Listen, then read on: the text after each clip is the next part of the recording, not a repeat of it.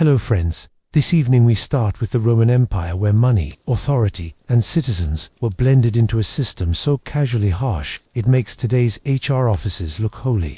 So before you settle in, take a second to support the channel and subscribe, but only if you truly like what I share here. And tell me in the comments where you're watching from and what hour it is. It's always interesting to see who's joining in from across the globe. Now, lower the lights, maybe. Switch on a fan for that gentle background sound, and let's relax into tonight's adventure together. Why slavery existed in Rome. If you want to understand ancient Rome, you need to accept one fundamental truth. Slavery was the backbone of Roman society and economy. To us today, slavery is rightly seen as brutal and inhumane, but to the Romans, it was simply a normal institution, woven into daily life the same way farming, trade, or the military were at certain points in Rome's history. It is estimated that 20 to 30% of the population were enslaved. That means every other household, every large farm, every major workshop, and almost every public project was powered by enslaved labor. Military expansion equals endless supply. The Roman legions were not just soldiers, they were the engine of the slave economy. Every time Rome conquered new territory, it didn't only seize gold, land, or treasures, it also seized humans. From Greece to Gaul, from Spain to Carthage, to the Middle East, every conquest flooded the markets with new slaves. Julius Caesar's campaigns in Gaul alone reportedly brought hundreds of thousands of people into bondage. After a major war, the sudden flood of captives could actually crash slave prices, because there were too many bodies being sold at once. But as soon as the wars slowed down, prices would rise again as demand remained high. Debt and bondage. Not all slaves came from war. Some were victims of debt bondage in hard times. Poor Romans who couldn't pay their creditors had to sell themselves, or worse, their children, into slavery. Sometimes this was temporary, but often it became permanent for the poor. Slavery wasn't just a punishment, it was sometimes their last resort for survival. The social pyramid. Roman society was extremely hierarchical. At the top were senators, then equestrians, then plebeians, and finally, slaves at the very bottom. Yet here's the irony. The presence of slaves is what allowed the elites to live as elites.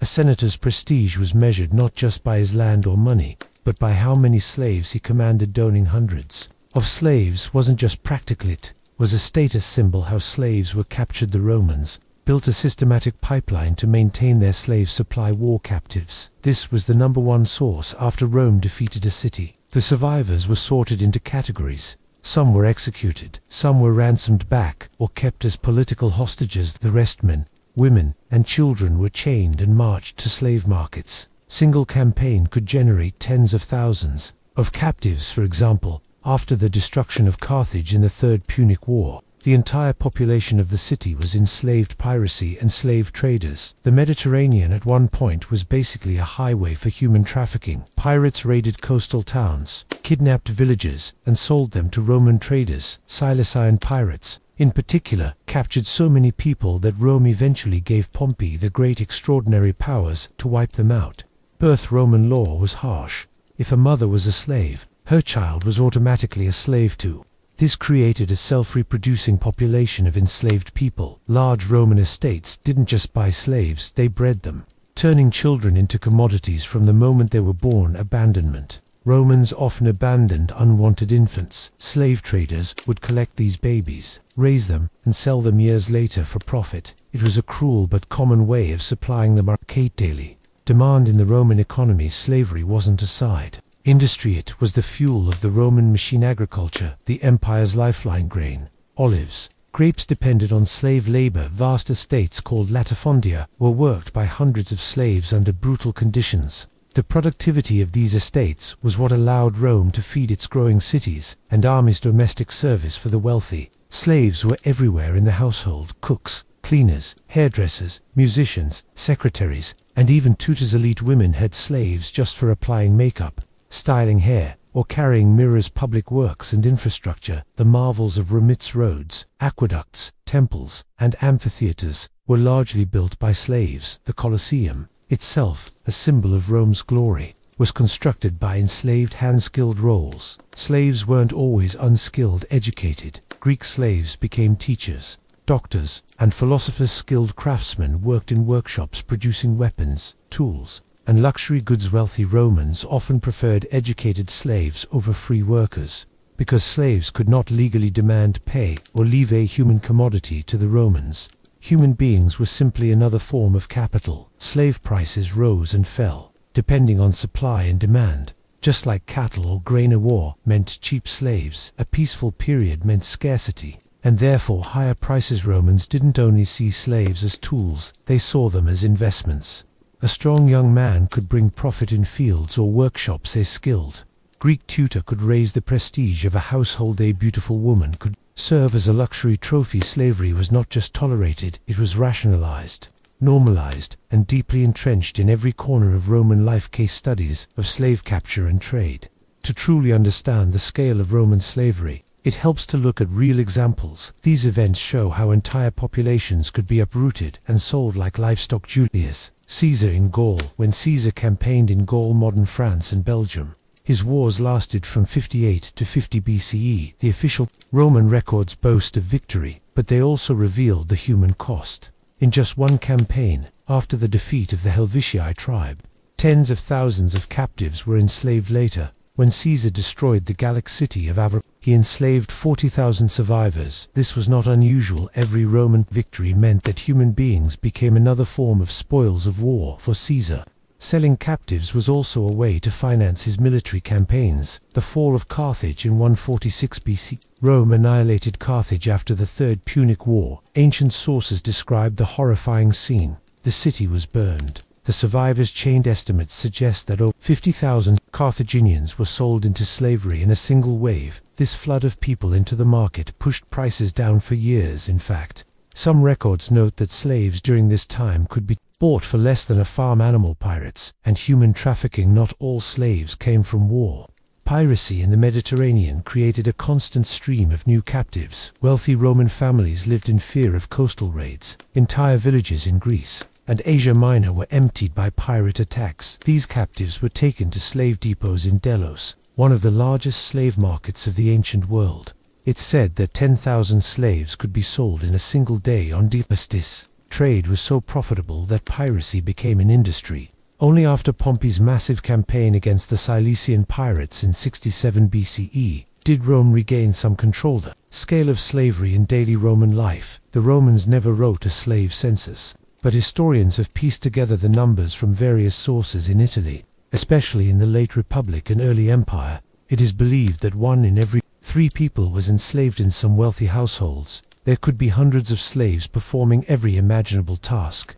Latifundia, the slave plantations. The Roman countryside was dotted with latifundia, vast estates owned by senators and rich equestrians. These plantations were worked by chained gangs of agricultural slaves. Conditions were brutal. Long hours, little food, constant punishment. Writers like Pliny the Elder and Varro even advised slave owners to treat slaves like talking tools.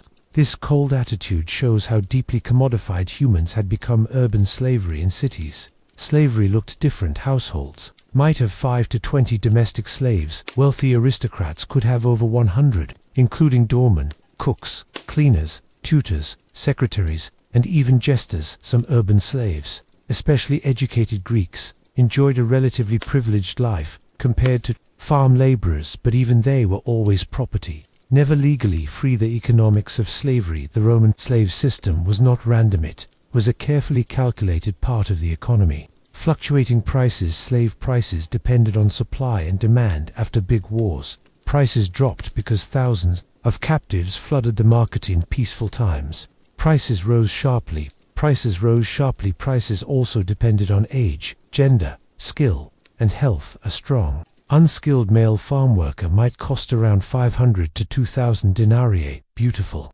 young woman might fetch a much higher price if sold as a luxury household servant or concubine. Educated Greek slaves, doctors, philosophers, or teachers could be worth tens of thousands of denarii, the equivalent of several years of a soldier's salary. Investment and maintenance. Romans often viewed slaves as capital investments.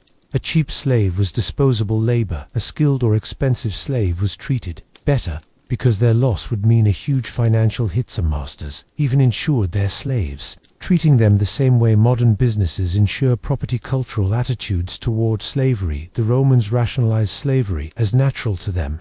The world was divided between those who ruled and those who served, philosophy and justification. Even great thinkers accepted slavery. Aristotle, though Greek, not Roman, argued that some people were slaves by nature. Roman writers like Seneca admitted slavery was harsh, but still saw it as an inevitable part of society. Few questioned the morality of owning humans. What mattered more was how a master managed his slaves. Some philosophers advised kindness, but always within the framework of ownership, religion, and tradition. Romans tied slavery to their sense of order and power. Victory in war was proof of divine favor, and enslaving captives was seen as the natural reward. Household gods were often worshipped alongside rituals that involved slaves, further embedding slavery into daily life. Resistance and revolt, despite the system's strength. Slaves were not always passive. Small acts of resistance. Slaves might sabotage work, steal food, or run away from poisoned, cruel masters, though such acts were punished brutally if discovered. Spartacus and the Gladiator Revolt, the most famous rebellion, came in 73 BCE. Spartacus, a gladiator slave, led a revolt of about 70,000 runaway slaves for 2 years. They defeated Roman armies and terrorized Italy. Eventually, the revolt was crushed by Marcus Crassus. In punishment, 6,000 captured rebels were crucified along the Appian Way. The revolt terrified Rome's elite. It proved that beneath the surface of the empire's wealth and power was a population of enslaved people ready to rise if given the chance. The paradox of Roman slavery. Slavery created Rome's greatness, but also exposed its fragility. Without slaves, Rome could not feed its people, build its monuments, or maintain its armies. Yet, the reliance on slavery made Rome vulnerable to revolts, economic shocks, and moral criticism. The Romans themselves rarely questioned the institution for them. Slavery was not just an economic system, it was the foundation of their civilization. Closing reflection. When we think about ancient Rome, we often imagine emperors, senators, gladiators, and monumental buildings, but behind all of that, in the shadows, were millions of enslaved people whose labor made it all possible. Rome was a society built on conquest and control. Every victory brought new slaves. Every estate, every road, every school, every amphitheater was touched by their work. The story of slavery in Rome is not just a background detail. It is the central engine of how the empire rose and a reminder of the human cost hidden beneath the marble and glory. Entering the slave market. If you were to walk through the streets of ancient Rome, sooner or later you would stumble across one of the city's most disturbing but essential institutions, the slave market. These were not hidden places. They were public, open, and bustling with activity. In Rome itself, the Forum often hosted large auctions. Other cities had their own markets, the most infamous being the island of Delos, where tens of thousands of people could be sold in a single day. The atmosphere was part business fair, part human tragedy. Merchants shouted prices, buyers haggled, and the enslaved stood silently, displayed like cattle waiting to be bought. Auction system. The Romans treated the selling of people with the same efficiency as selling livestock or property.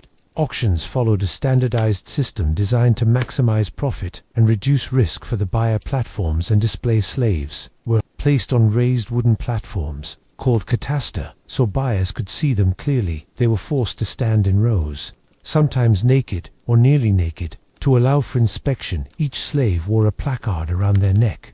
This tag contained vital information: name, or simply slave, of unknown name if recently captured, age, a prime factor in value, origin, Gaul, Thrace, Greece, Syria, ethnicity, influenced desirability, skills, farmer, blacksmith, cook, scribe, tutor, health conditions, sometimes revealed, sometimes hidden. The sign also indicated whether the slave had any defects or history of bad behavior.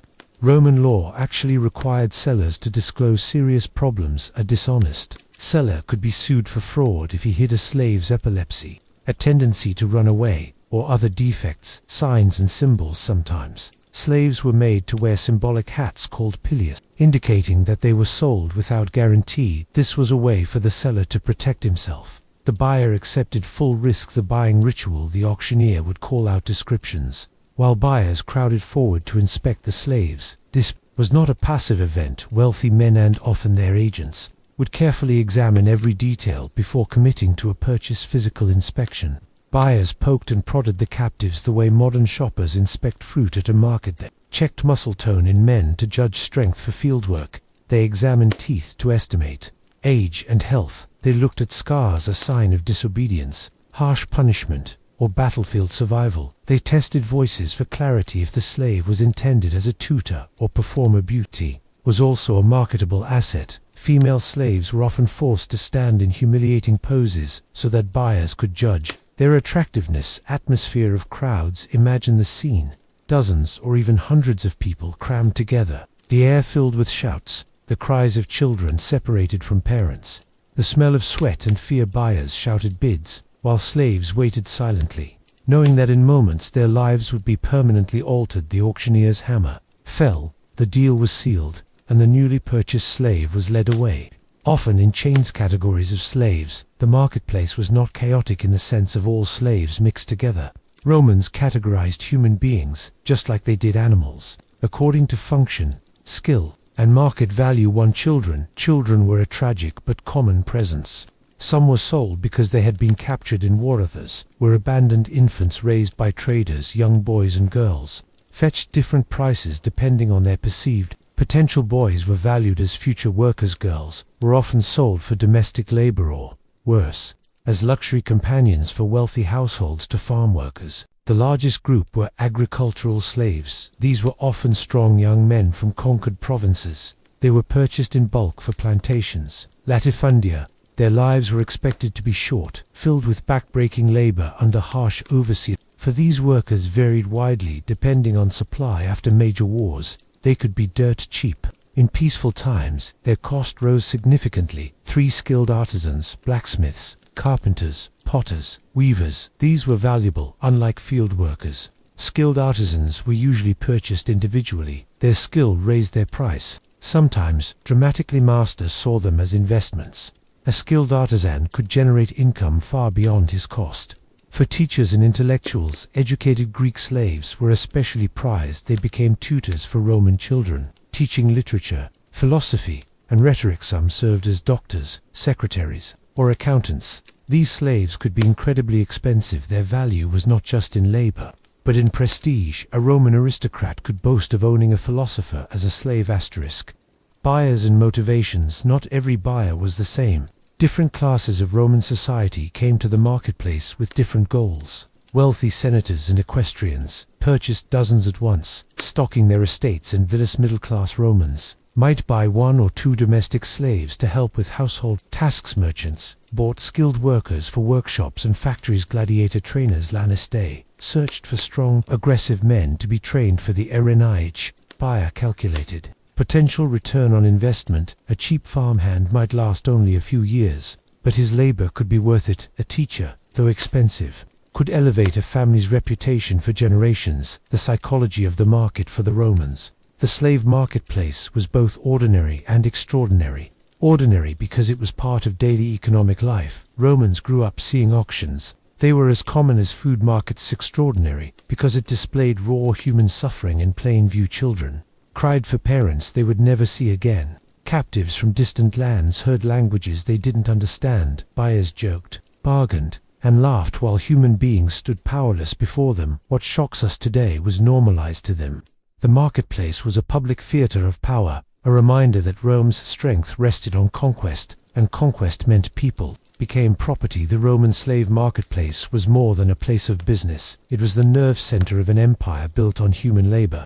Every sale represented not just money changing hands, but a life transformed forever. In Part 2, we'll go deeper into the atmosphere, bargaining tricks, regional markets, and the lived experience of being sold. We'll explore how Rome's slave economy wasn't just about bodies, but about psychology, humiliation, and control. The atmosphere, sounds, smells, and suffering. To picture a Roman slave market fully, imagine yourself standing there. The noise hits you first. The auctioneer shouting, the crowd buzzing, the cries of children torn from their parents. Traders barked out descriptions in loud voices. Strong Gaulish youth, skilled weaver from Syria, beautiful Greek girl. The smell followed sweat, dust, animal dung from carts, and the metallic temps of chains rubbing against raw wrists and ankles. Slaves stood exposed, stripped of dignity. Some trembled with fear, others stared blankly into space, resigned to their fate. For the Romans watching, This was not unusual, it was entertainment, as much as business buyers, tricks and bargaining like modern markets. The Roman slave trade was full of schemes and tactics. Inspecting like animals, buyers weren't shy. They pinched muscles, forced slaves to open their mouths, and even poked private parts to test fertility.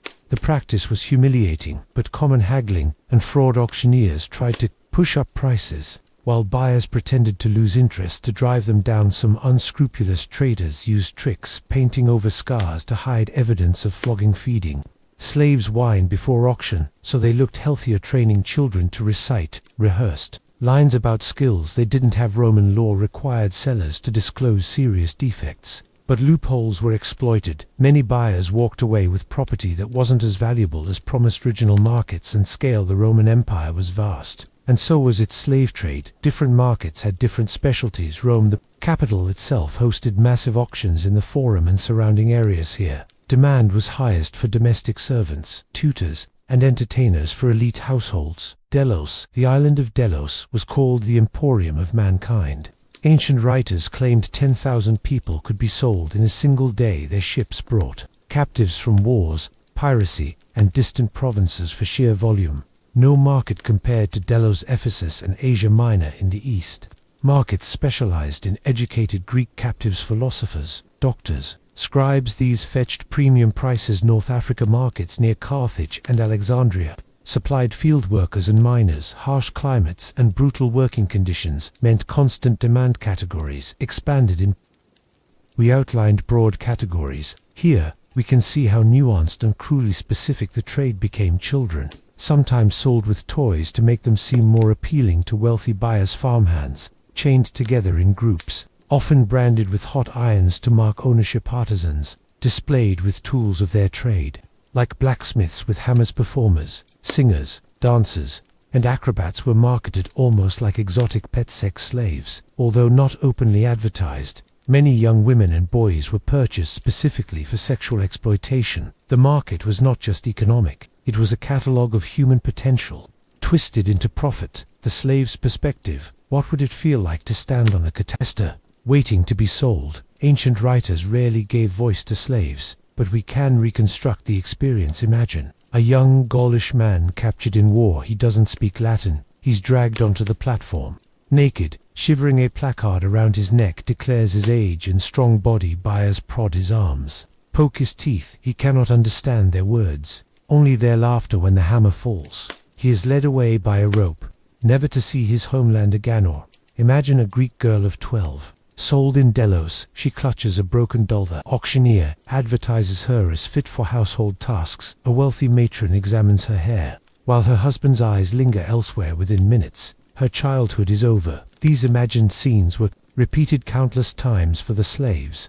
The marketplace was not just a transaction, it was the moment their lives shattered. The market as public spectacle. Why did Romans allow this brutal business to be so public? Because it reinforced power. Every auction was a reminder that Rome conquered, and others served. Citizens watching the sale saw physical proof of their empire's might. Owning slaves was not just practically, it was a status symbol. A senator walking through the Forum with 10 newly purchased slaves at his back displayed wealth as visibly as a modern billionaire buying luxury cars. Costs and calculations. Roman records give us glimpses into pricing. A healthy, unskilled male, 500 to 2,000 denarii. Skilled artisan, 3,000 to 8,000 denarii. Greek tutor or doctor, 10,000 plus denarii. Beautiful young woman, sometimes beyond price, sold only to the richest. Bidders. To put this in perspective, a Roman legionary earned about 900 denarii per year. That means some slaves cost the equivalent of 10 years' salary for a soldier. For wealthy Romans,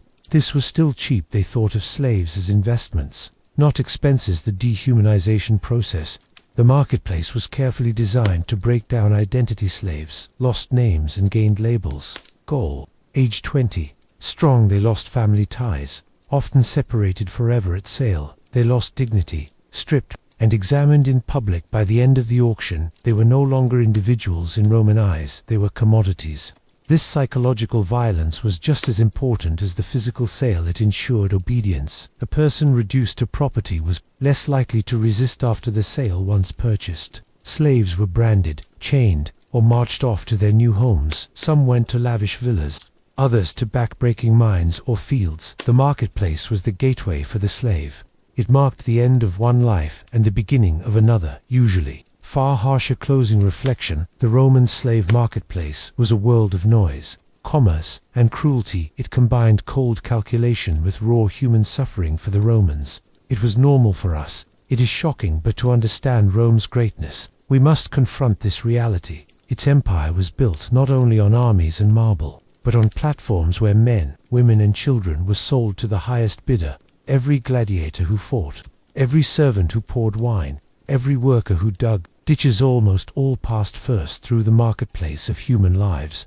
Introduction. The other side of the market. Not every Roman slave was expensive, skilled, or glamorous. While philosophers, artisans, and tutors fetched huge sums, there existed another end of the market, the cheap lives. These were the old, the sick, the weak, and the unwanted to Roman buyers. They were bodies with limited use, and so their prices were shockingly low in some cases. They cost less than a loaf of bread or a jug of wine. This section explores how Romans viewed such slaves, how little they paid for them, and what comparisons can tell us about the brutal economics of human life in antiquity. The defective category in Roman law and practice. Slaves who did not meet basic expectations of strength, beauty, or health were placed in a special category. Elderly captives, often captured in wars, but considered too old for heavy work. Sick or disabled individuals, sometimes sold with disclaimers, sold ASIs to avoid lawsuits. Weak or malnourished children, considered risky investments. Slaves with bad reputations, runaways, rebellious, or known thieves. These individuals were still sold, but at the very lowest prices in the eyes of Roman buyers. They were bargains with limited return pricing. The unwanted. While records are scattered, some examples survive. A child could be purchased for just a handful of denarii, sometimes as little as 100 denarii, or even less. An old or sickly adult might fetch 200 to 300 denarii, barely above the cost of a donkey. By contrast, healthy young men often cost 1,000 plus denarii. This price gap shows how Romans literally quantified human value by utility. Children for sale. Perhaps the most disturbing category of cheap lives were children. Children had low immediate economic value because they could not work hard. They needed years of food, clothing, and care before becoming useful laborers. Many buyers considered them a bad investment. Infants or toddlers were sometimes sold for a few not much more than the cost of bread for a family. Older children, 7 to 12 years old, fetched slightly more, especially girls, destined for domestic service. Teenagers were in higher demand, but still often cheaper than fully grown adults. For the traders, children were plentiful. Abandoned babies were picked up from Roman streets and raised just enough to be resold at market. The elderly and infirm Romans were ruthlessly pragmatic. A slave who could not work was considered a liability. Elderly captives brought from wars often collapsed under the march to Rome. Those who survived were auctioned at bargain prices. Injured gladiators sometimes ended up in cheap sales, their bodies scarred and broken. Disabled individuals were often sold without guarantee, sometimes for the price of a few chickens. Masters purchasing them usually wanted light domestic tasks or, more grimly, to dispose of them in risky jobs like mining, where death was certain. Comparison with common goods. To grasp just how cheap some lives were, let's compare with everyday Roman prices. Loaf of bread, approximately 1/2 denarius. Jug of wine, 1/2 denarii. Donkey, approximately 500 denarii. Farm cow, 2,000 denarii. Unskilled slave, 500 to 2,000 denarii. Child or sick slave, sometimes under 100 denarii. This means in some cases, a child's life cost less than 50 loaves of bread. An old man could be sold for the price of 1 donkey. The shocking reality is that Romans placed animals, tools, and wine at nearly the same value, or higher than some human beings. Bargain hunters in the market. Not every Roman could afford expensive slaves. The cheap category served lower-class buyers. A modest shopkeeper might purchase an old woman to help with household chores. A struggling farmer might buy a sickly boy hoping to feed him up into a usable worker. Innkeepers bought the cheapest slaves to perform menial, unpleasant tasks like cleaning stables or carrying water. For these buyers, the cheap market was a way to imitate wealthier Romans. Owning even one slave, however frail, gave social status that the logic of Roman economics. Why would anyone buy an old or sick slave at all? The answer lies in Roman economics. Labor was in constant demand. Even a weak worker could fetch water, sweep floors, or watch livestock. Death was cheap. If a slave died, another could be bought easily, especially during times of war. Emotional detachment was encouraged. Romans prided themselves on efficiency, not compassion. In other words, the calculation was simple. If a slave could do even a little work for a few months, the investment was worth it. Cultural attitudes toward cheap lives. The existence of this market also reveals Roman psychology. They believed human worth was entirely tied to utility. Weakness was despised. Strength and productivity were admired. Compassion for the old or sick was rare. Slaves were not seen as people, but as tools with expiration dates. Writers like Cato the Elder even advised masters to regularly sell off aging or sick slaves, just as they would dispose of worn-out animals. To him, mercy was a waste of money. Anecdotes of cheap slave sales. Roman authors occasionally mention shocking cases that reveal how little value some lives carried. Plutarch describes a war in which so many captives were taken that healthy adult men were sold for almost nothing, sometimes the price of a few animals. The sheer supply drove prices to rock-bottom levels. In Sicily, one record notes a batch of elderly slaves sold together by weight, as if they were sacks of grain. In Delos, abandoned children were reportedly so common that traders gathered them from city streets to sell for mere coins. These anecdotes underline how oversupply and weakness turned humans into disposable bargains. The humiliation of being sold cheap for the slave. The marketplace wasn't just about sale, it was about identity. Imagine standing on the platform and hearing your price shouted out like a trivial purchase. A child realizing he costs less than a donkey, an old man sold for less than a few amphorae of wine. A sick woman knowing her master only bought her because she was cheaper than hiring a laborer for a week. Psychologically, this must have been devastating. To be labeled not just property, but cheap property, reduced a person's dignity to almost nothing. Regional differences in cheap markets. Cheap slaves were more common in certain parts of the empire, depending on supply. War zones. After major Roman victories, markets flooded with captives. Prices crashed, and even strong men could be bought for little. Weak or old captives were nearly worthless. Ports like Delos and Ostia, massive imports of slaves, meant children and sickly individuals, often sold for bargain prices. Rural areas, farmers preferred cheap workers, even if weak. If they died, replacements were easy. Thus, geography shaped how cheaply human beings could be bought. The economics of oversupply. The slave market worked like any other in Rome. Supply and demand ruled. After a major conquest like Julius Caesar's Gallic campaigns, tens of thousands of captives flooded markets. With such abundance, even healthy slaves dropped in price. The weakest, however, could be had for symbolic amounts, mere pocket change. During peace times, prices rose again, but weak, old, or sick individuals remained consistently undervalued. This shows how brutally mechanical the system was. The more Rome conquered, the cheaper human lives became. The fate of the cheapest slaves would happen to those who were sold at rock-bottom prices. Their fates were grim. Mining owners often bought cheap slaves to send into dangerous mines. Life expectancy. There was only months. Agricultural gangs, old or sickly slaves, might still be chained in groups to till fields under harsh supervision. Test subjects. Some evidence suggests weak slaves were sometimes used for dangerous experiments or medical training. Disposable labor. Tasks like cleaning sewers, hauling stones, or building roads were often given to cheap lives. Essentially, they were treated as consumables used until they broke, then replaced. Comparison with animals. Often compared cheap slaves directly with animals. A donkey was often more expensive than an old slave. Why? Because a donkey had predictable utility, while a frail human did not. Horses used in the army could cost many times more than children sold in Delos. In farm ledgers, some masters listed slaves alongside livestock, with values assigned the same way.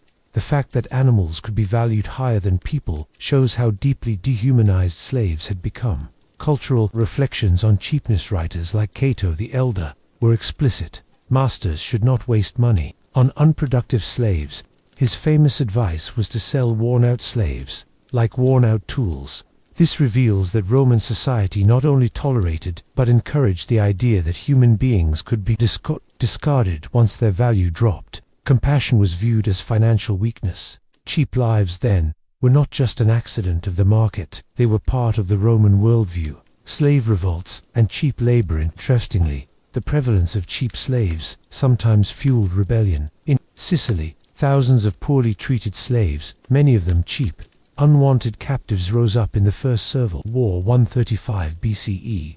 These were people who knew they were considered worthless. With nothing to lose, they became dangerous. This highlights an irony. The very slaves Rome treated as disposable sometimes became the greatest threat to its stability. What cheap lives reveal about Rome. Studying the cheapest slaves reveals several truths about Roman civilization. Pragmatism over humanity. Romans valued efficiency and profit above compassion. Stratified value of humans, even within slavery. There was hierarchy. Some lives worth fortunes, others worth less than bread. The normalization of cruelty, selling sick children or elderly captives for pennies, was not scandalous, it was routine. Empire's paradox. Rome prided itself on law and order, but at its heart was a brutal marketplace where humans were traded like refuse. The story of Rome's cheap lives is not glamorous, but it is essential. It shows the full spectrum of slavery, not just the expensive Greek tutors or skilled artisans, but also the weak, the old, the children sold for pennies. These forgotten lives powered Rome just as much as the famous ones. When we compare their price to bread, wine, or donkeys, the truth is chilling. In Rome, some human lives were worth less than a meal, and yet, even these cheap lives mattered. They remind us that behind the numbers, every sale was a person, someone who once had a family, a language, a story. Rome reduced them to bargains, but history forces us to remember them as human beings. If cheap lives showed us the lowest rung of Rome's slave market, then skilled and expensive slaves represent the very top. These individuals were not mere tools for labor. They were symbols of status, wealth, and cultural prestige. While an old or sick slave might sell for the price of a donkey, a talented Greek philosopher, a skilled doctor, or a beautiful courtesan could fetch sums rivaling the cost of luxury villas or estates. Owning such slaves was less about utility and more about showcasing power. In this section, we will explore the world of Rome's luxury slaves, Greek intellectuals, expert professionals, musicians, and elite women whose lives were bought for fortunes. Greek slaves, the intellectual treasure. Among the most prized were Greek slaves. Why? Because to the Romans, Greece represented the height of culture, philosophy, and education. Teachers and philosophers. A Roman nobleman might pay a huge sum for a Greek philosopher to educate his sons. Such teachers weren't just instructors, they were social assets. If your children were taught by a famous Greek, it reflected your prestige. Writers and poets. Many Greek writers, captured or purchased, became household intellectuals, crafting works for their masters. Translators. Greek knowledge, science, history, and literature entered Rome largely through enslaved scholars who translated and explained it. Prices for these slaves could run into tens of thousands of dinars. For context, that could equal the annual salary of a high-ranking Roman officer. Doctors. Healing at a price. Medicine in Rome was often practiced by slaves, especially Greek ones. A skilled doctor slave was a goldmine. He could treat the family, the household, and even other slaves, saving the master money. Some became so valuable that they earned enough money to buy their own freedom. A particularly talented physician could be worth as much as an entire estate. For elite Romans, owning a personal doctor wasn't just practical, it was another way to flaunt wealth. Scribes and secretaries. Literacy was not universal in Rome. Writing, record-keeping, and managing correspondence required skill. That's where scribes came in. A literate Greek scribe could manage financial records, copy manuscripts, or serve as a secretary for a busy senator. Wealthy Romans often had entire staffs of scribes, some worth more than unskilled farm slaves. Combined, that in some cases, scribes were trained in shorthand, making them indispensable for political life. Their price reflected their rarity. While an ordinary farm slave might cost 1,000 denarii, a skilled scribe could be double or triple that amount. Musicians, actors, and performers. Rome loved entertainment, and masters were willing to pay fortunes for it. Musicians trained in Greek instruments like the kithara or flute could sell for huge sums, especially if they were young, attractive, and talented. Actors and dancers were in demand for private banquets, often fetching high prices if they had reputation and skill. Some households maintained entire troops of slave entertainers walk-in, statements of wealth. These slaves were less about work and more about display. Owning them was like owning a collection of rare art. Beautiful women as luxury slaves. Perhaps the most controversial and disturbing part of this market was the trade in elite women, concubines and courtesans. Some of the most expensive slaves were women prized for beauty, refinement, and charm.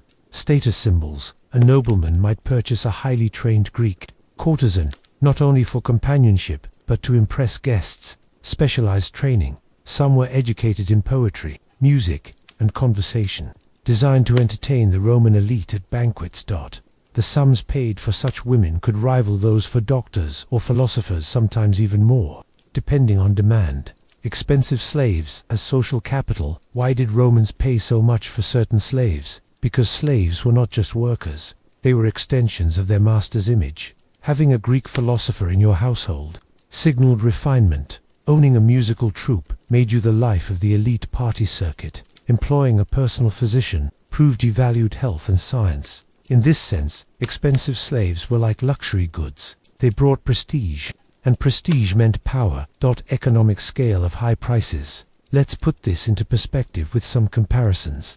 Unskilled farm, slave, 1,000 to 2,000 denarii. Donkey, 500 denarii. Luxury Greek tutor, up to 100,000 denarii.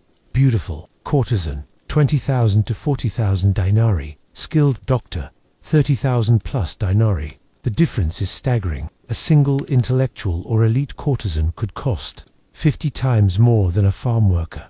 This massive disparity shows how Rome valued talent, and beauty at least, when it came in the form of slaves. The paradox of prestige. There was irony in this system. The very slaves who were most respected, admired, and valued Greek philosophers, doctors, artists were still slaves. They lived in households where they educated free Roman children, but themselves remained property. Some were treated well, even given freedom, but others lived under strict control despite their talents. Their high price did not always guarantee dignity, only that their master had paid dearly to own them. This paradox highlights Rome's contradictions, a civilization that celebrated culture and intellect, while simultaneously reducing its greatest minds to merchandise. Famous examples of expensive slaves. Ancient records give us glimpses of just how valuable certain slaves could become. Eunice of Sicily, 2nd century BCE, originally a slave entertainer, known for performing magic tricks, he became famous for leading the First Servile War. His popularity hints at how even entertainers could gain immense influence. Publius Syrus, a Syrian slave, sold in Rome, became renowned for his wit and theatre performances. He eventually gained freedom and was celebrated as a playwright. His story proves how cultural talent could elevate a slave from obscurity to celebrity. Greek tutors, household tutors, often cost fortunes. Yet some, like Epictetus, later achieved fame as philosophers after Ironically, many of Rome's admired intellectuals started life as luxury slaves. These cases demonstrate that expensive slaves weren't just costly, they could shape culture, politics, and even revolutions. How Roman elites displayed their luxury. Slaves for the Roman upper class. Owning skilled slaves was as much about showing off as it was about utility. Banquets. Wealthy hosts brought musicians, poets, and dancers to perform for their guests. A lavish dinner wasn't complete without entertainment, and the more refined the slaves, the more status the master displayed. Public appearances. Some elites paraded their educated Greek tutors or secretaries at political gatherings. Having an entourage of skilled slaves projected intellectual prestige. Private libraries. Many Roman aristocrats maintained libraries staffed by enslaved scribes, to own not just books but slaves capable of copying and preserving texts was a mark of elite sophistication. These slaves functioned like living luxury items, status symbols in human form. Political importance of skilled slaves beyond entertainment and prestige. Expensive slaves had real political utility. Secretaries and scribes often managed sensitive documents and correspondence. Some became trusted advisors, even influencing political decisions from behind the scenes. Doctors could secure a family's health, ensuring an elite lineage continued. Educators shaped the next generation of senators, generals, and emperors. In this way, expensive slaves didn't just serve Rome's elite, they helped shape the very foundation of Roman power. Risks of owning expensive slaves are ironically, the higher the value of a slave, the more complicated the relationship. Escape attempts. Skilled slaves often had more freedom of movement, making escape a real possibility. A Greek philosopher or musician could easily blend into another city. Manipulation. Some slaves used their skills to manipulate or influence their masters.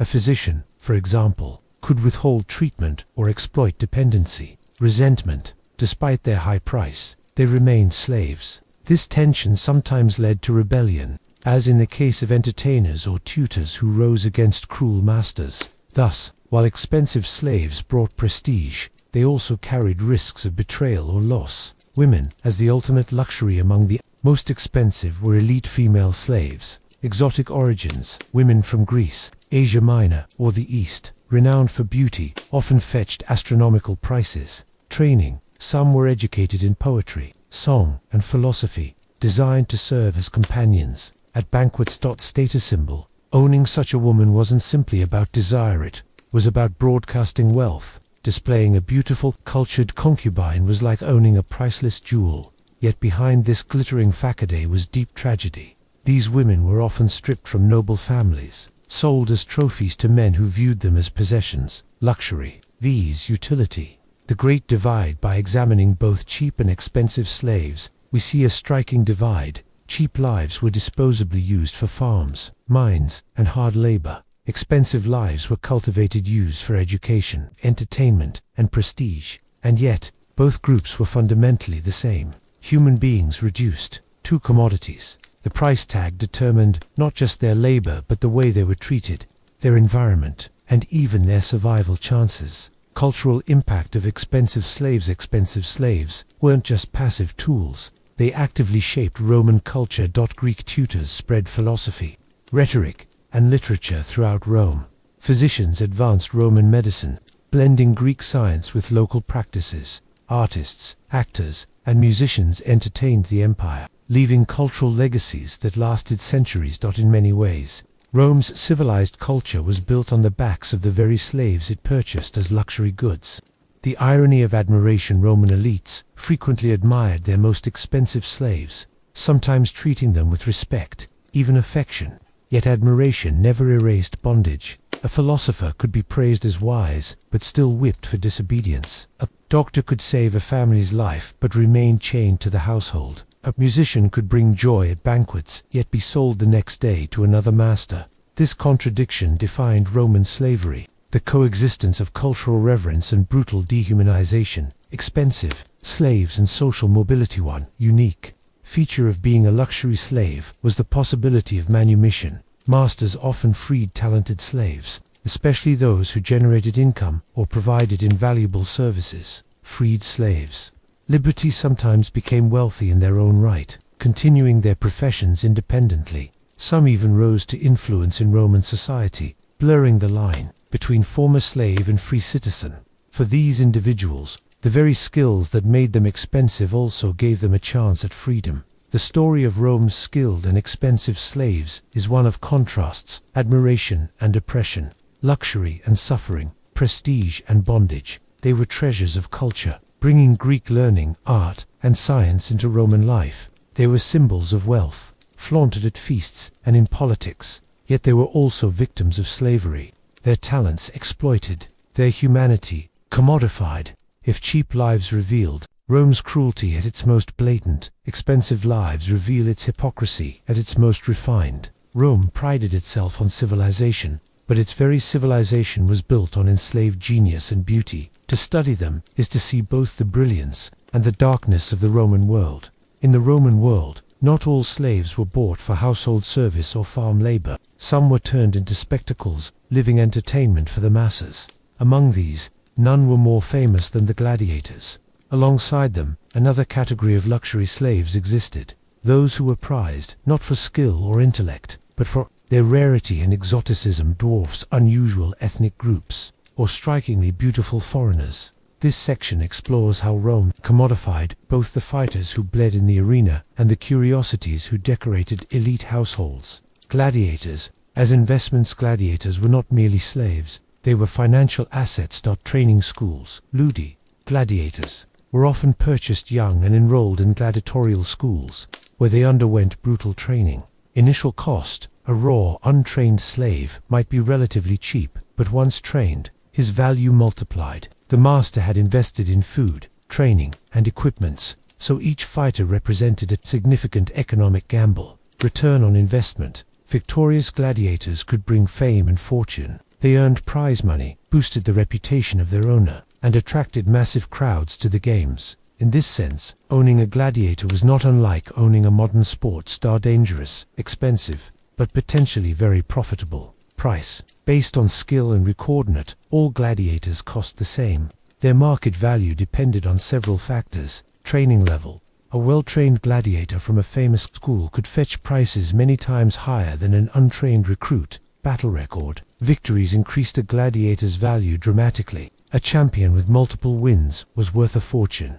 Specialty. Certain fighting styles, like the heavily armed Murmillo or the nimble Viris, were more popular and thus more expensive. Survival rate. Ironically, the more times a gladiator survived, the more valuable he became both as a fighter and as a crowd attraction. A seasoned gladiator could cost tens of thousands of denarii, rivaling the price of highly skilled Greek slaves. The spectacle economy. The gladiator trade was not just about buying individuals, it was part of a larger economy of entertainment. Owners. Lannister. Gladiator masters made money by renting out their fighters to games as investments. Politicians often sponsored gladiatorial games to win public favor.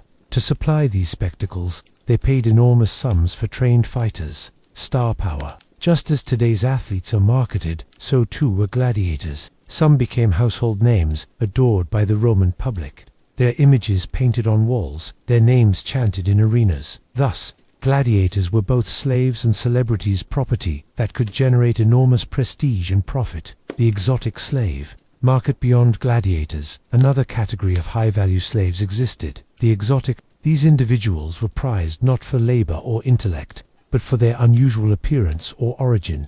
Dwarfs.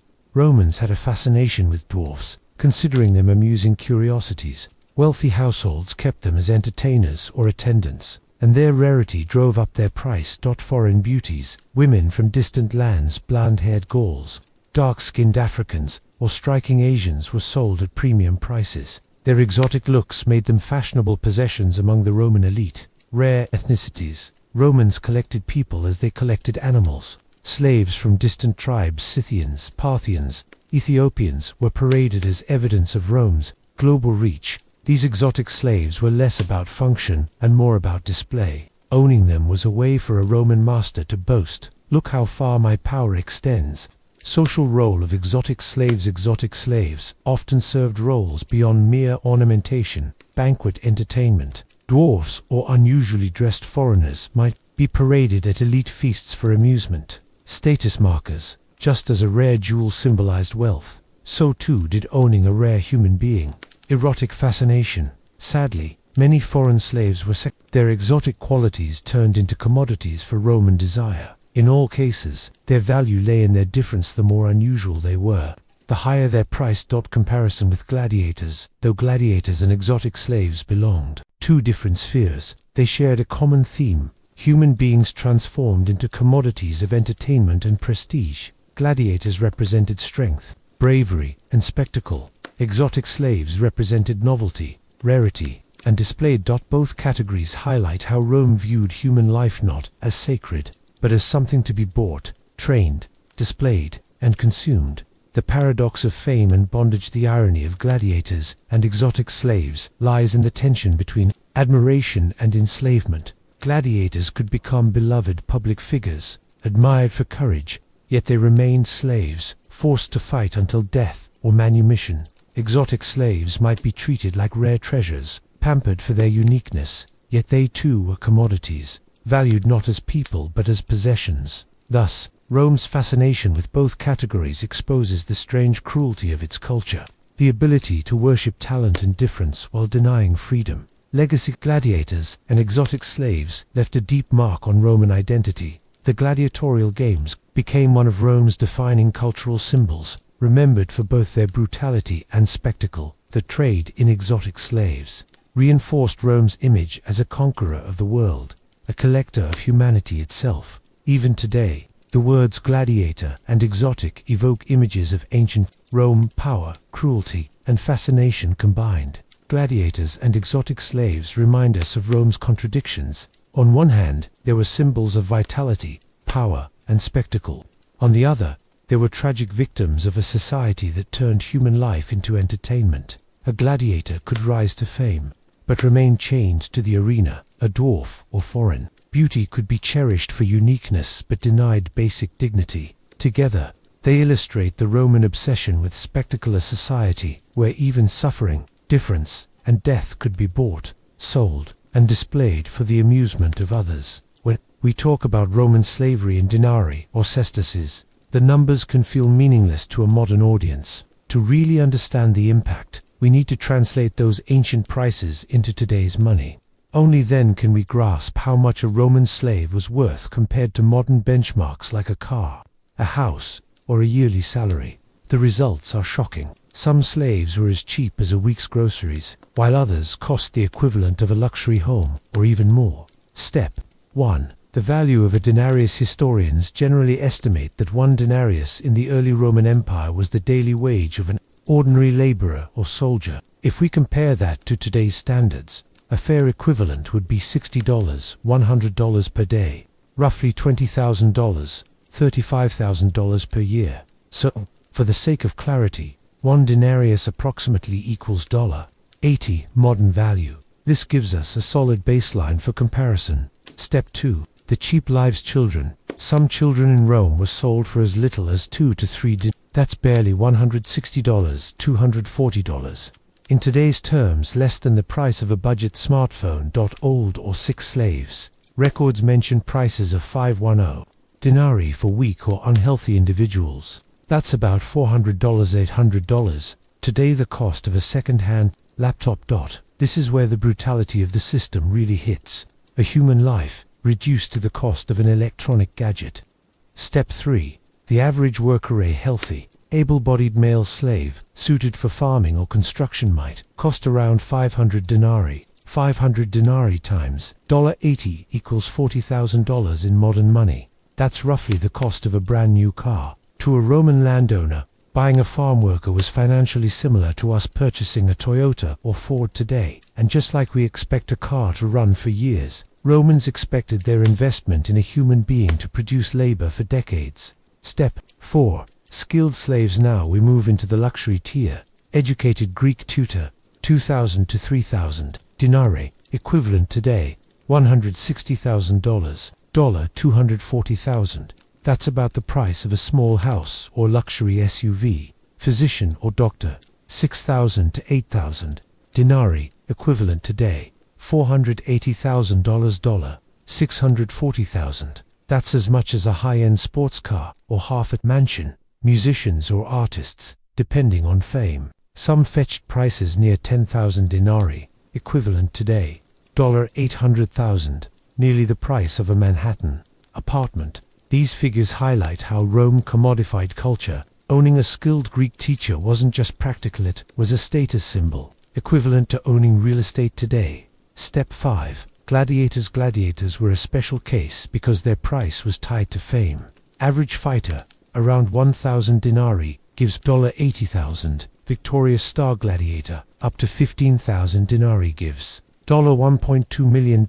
That means the best gladiators cost more than a modern Bugatti or Ferrari. This is stunning when we realize these men were also disposable, adored by crowds, yet forced to risk their lives for entertainment. Step 6. Exotic slaves. Some fetched prices around 20,000 denarii gives $1.6 million.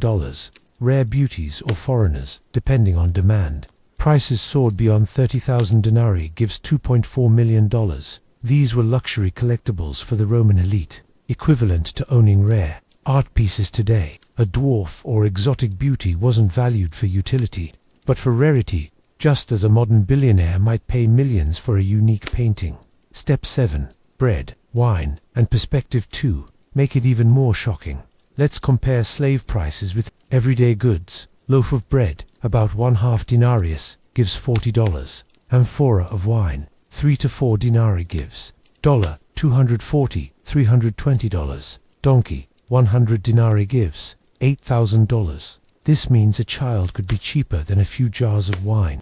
A farm slave costs about the same as 5 donkeys. A gladiator star cost more than 10,000 years worth of bread. Step 8. Relatable modern benchmarks. Let's put this into everyday language for shock value. Strong worker equals modern car. Greek.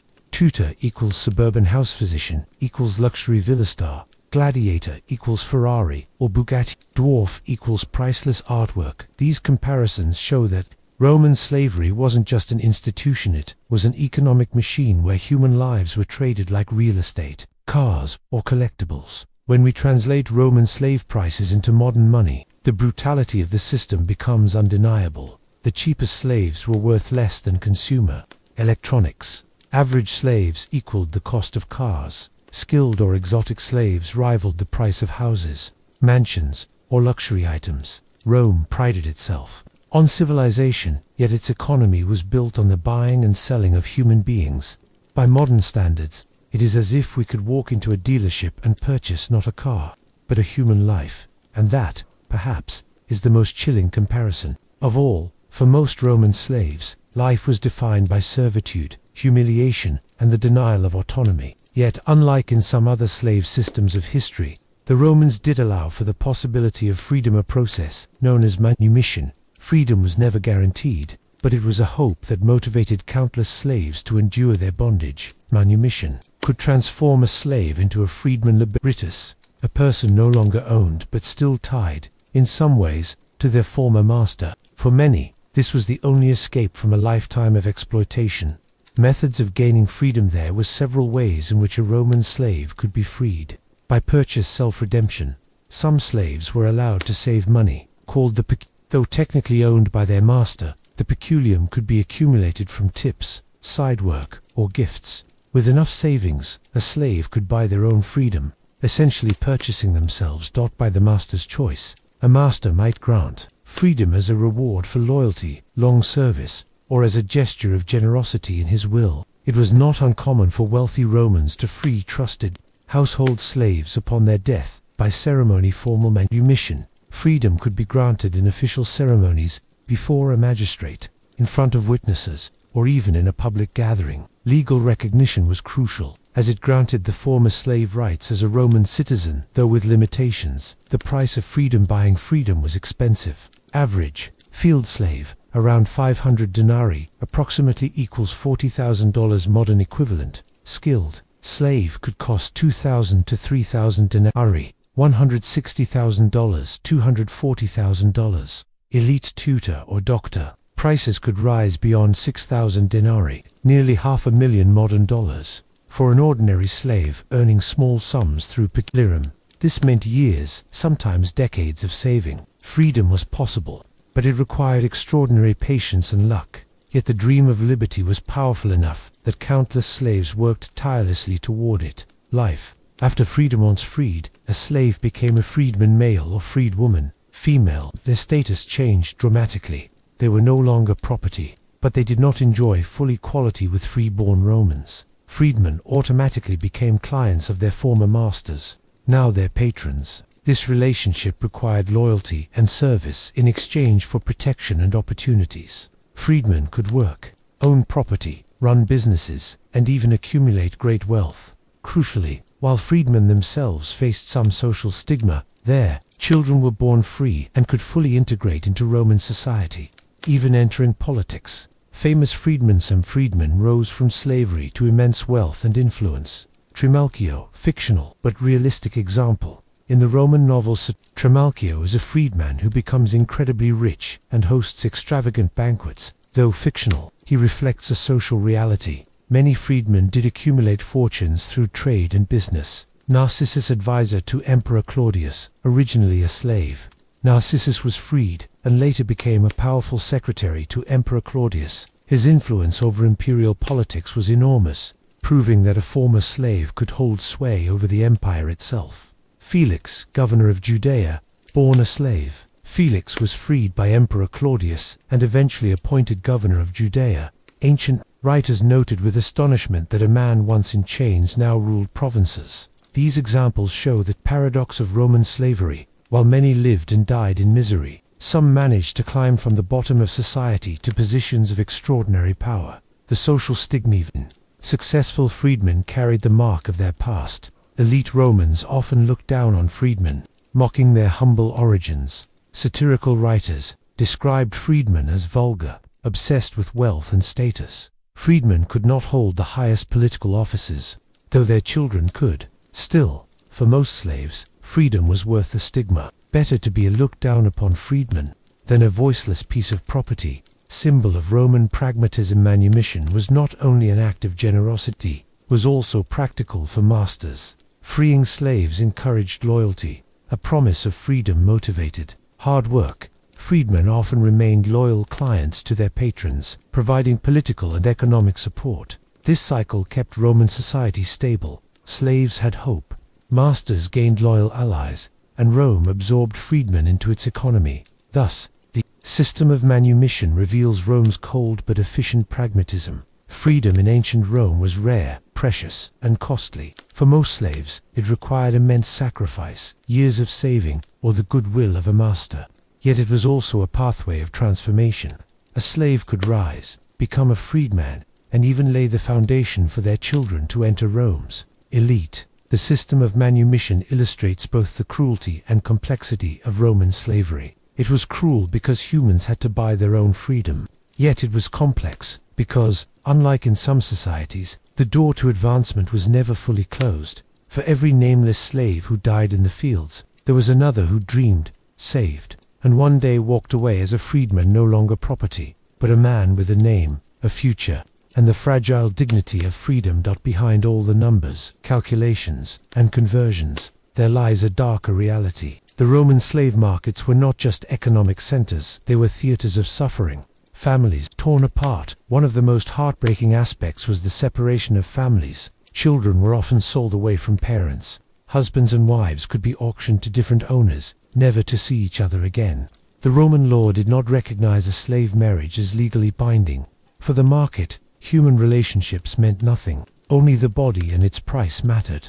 Imagine a mother clutching her child in the market, only to have the auctioneer pull them apart. To the buyer, it was just business. To the family, it was the end of a world. Brutality in the markets. The slave markets were not quiet exchanges, they were brutal displays. Buyers would inspect bodies like livestock. Teeth were checked, muscles squeezed, scars examined. A sign hung around a slave's neck listed their age, skills, and origin as if they were items in a store. Those deemed weak or undesirable were mocked, pushed aside, or sold at humiliatingly low prices. Some were branded or forced to wear chains to prevent escape. The atmosphere was one of human dignity, stripped bare. Emotional reflection. What does it mean to put a price tag on a human life? For Romans, it was normal. For us, it is unthinkable. And yet, the marketplace reminds us that entire empires were built upon the idea that human beings could be bought and sold like donkeys, wine, or bread. The true cost was not counted in dinar, it was counted in broken families, stolen childhoods, and generations of suffering. Every cheap child sold for a few coins. Every expensive Greek tutor bought for thousands. Behind each was a story, a soul, and a voice silenced by the weight of slavery. Rome's glory, its architecture, its roads, its power, all of it was made possible by a system that reduced people to commodities, and no conversion into modern money can ever capture the pain hidden beneath those transactions. Throughout this journey, we have explored the shocking economics of Roman slavery. The range of prices is staggering. At the lowest end, children and the weak sold for just a handful of denarii, mere pocket change. At the highest end, gladiators, doctors, or exotic slaves were worth fortunes, rivaling the cost of luxury villas or supercars in modern terms. The numbers astonish us, and the comparisons make us gasp. But in the end, the true lesson lies beyond the math. The Roman slave market shows us how fragile human dignity can be when a society decides to measure people in terms of profit. To us, it feels chilling to imagine walking into a marketplace where lives were displayed, priced, and traded. But for the Romans it was normal, woven into the fabric of daily life. And yet, amid all this cruelty, there were sparks of hope. Some slaves found freedom, some rose to wealth and power, but countless others remained anonymous, their lives consumed by an empire that saw them as tools. So as we close this exploration, let us remember, the real cost was not counted in denarii or dollars. The real cost was humanity itself, the families torn apart, the dignity erased, the voices silenced, fade into quiet reflection. The empire is gone, the markets are silent, and the coins no longer matter. What remains is the echo of human lives, reminding us that the greatest wealth of any civilization is not its power or monuments, but its people.